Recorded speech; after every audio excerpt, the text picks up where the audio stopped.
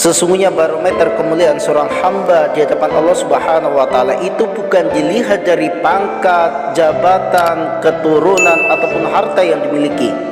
Artinya, kalau hartanya banyak itu identik berarti orang ini mulia? Tidak.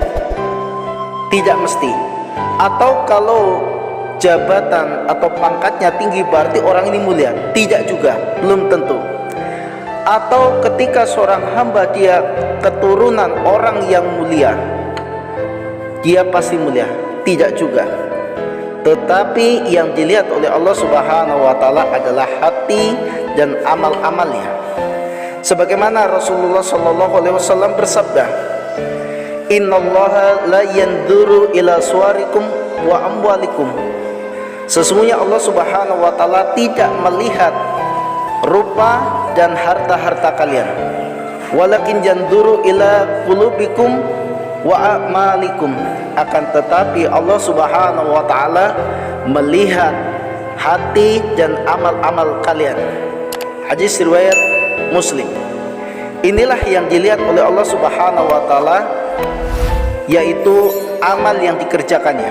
Kalau amalnya baik, kemudian hatinya juga bersih, maka dialah orang yang beruntung karena dialah orang yang bertakwa. Kalau kita mengukur standar ya kemuliaan itu bukan pada sisi itu, maka inilah kesalahan terbesar. Inilah salah kaprah. Masih ingatkah kita dengan sahabiah yang namanya Ummu Mahjan, seorang yang dia berkulit hitam, sudah tua renta, yang kerjaannya hanya membersihkan masjid. Hari-hari seperti itu yang dia lakukan. Singkat cerita, ketika Ummu Mahjan ini meninggal dunia di malam hari, para sahabat tidak mengabari Rasulullah. Maka usai sholat subuh, Rasulullah bertanya kepada para sahabat, "Wahai sahabat, di manakah Ummu Mahjan?" Maka sahabat dengan enteng menjawab, "Ya Rasulullah, bukankah Ummu Mahjan telah meninggal tadi malam?"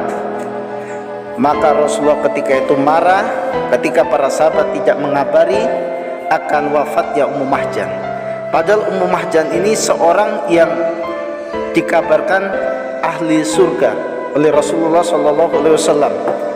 Maka kemudian para ulama, beliau menulis kitab pada pembahasan Ad-Darsul La Yunsa, pelajaran yang berharga dari Ummu Mahjan.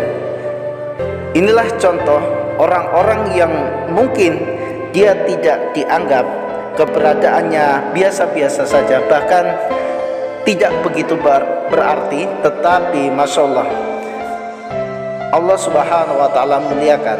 Allah Subhanahu wa ta'ala masukkan dia ke golongan orang-orang yang dipilihnya